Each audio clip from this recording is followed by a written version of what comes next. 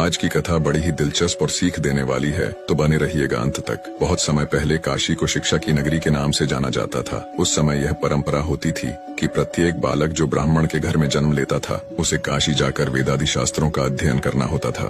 तभी वह कर्मकांड आदि पुरोहिताई के कार्य करने के योग्य होता था।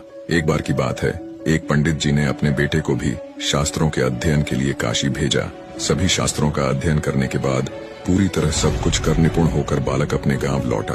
बेटे की आने की खुशी में पंडित जी ने एक भव्य उत्सव का आयोजन करवाया, जिसमें ज्ञान चर्चा का विषय भी रखा गया। उसमें नए पंडित जी को शास्त्रोक्त तरीके से ग्रामवासियों की समस्याओं का समाधान करना था। सभी लोगों ने तरह तरह के प्रश्न पूछे। लगभग सभी प्रश्नों के जवाब नए नए शास्त्र झाता बने पंडित जी ने अच्छे से पूरी व्याख्या के साथ दिए। सभी गांव वाले उससे बहुत प्रभावित हुए और उसकी प्रशंसा करने लगे। इतने में एक बूढ़ा किसान सामने आया और उसने पूछा, महोदय, क्या मैं भी कुछ पूछूं? तो पंडित जी ने पूरे विश्वास के साथ कहा, हाँ, क्यों नहीं, ये सभा ये प्रोग्राम इसलिए तो है।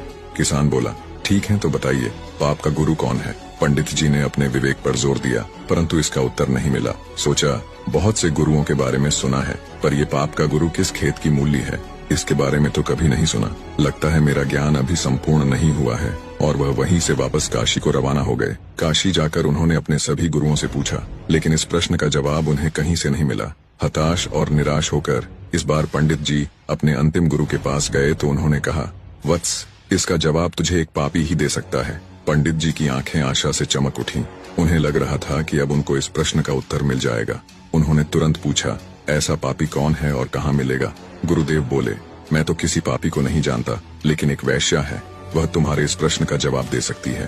पंडित जी बिना कोई देर किए वैश्या के घर की ओर रवाना हुए।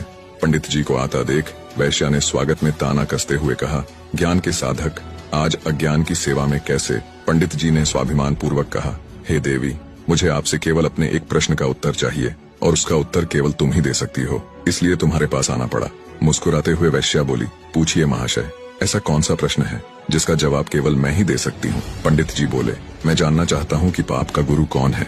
वैश्या ठहाका लगाकर हंसी और फिर गंभीर होकर बोली, महाशय, इसके लिए आपको कुछ दिन यहाँ रहना पड़ेगा।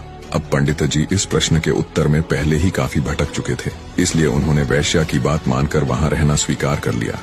लेकिन पंडित जी बोले, हे देवी, मैं यहाँ रह तो लूंगा, लेकिन खाना पानी अपने खुद के हाथ का बनाया हुआ ही लूंगा। वैश्या बोली, जी अवश्य। इस तरह 4 दिन बीत गए। प्रतिदिन पंडित जी खाना बनाते और अपनी पेट पूजा करते थे। आखिर परेशान होकर पंडित जी ने वैश्या से पूछ ही लिया, हे देवी, मुझे मेरे प्रश्न का जवाब कब मिलेगा? वैश्या बोली, थोड़ा धैर्य धारण कीजिए महोदय, बस एक दिन की और बात है।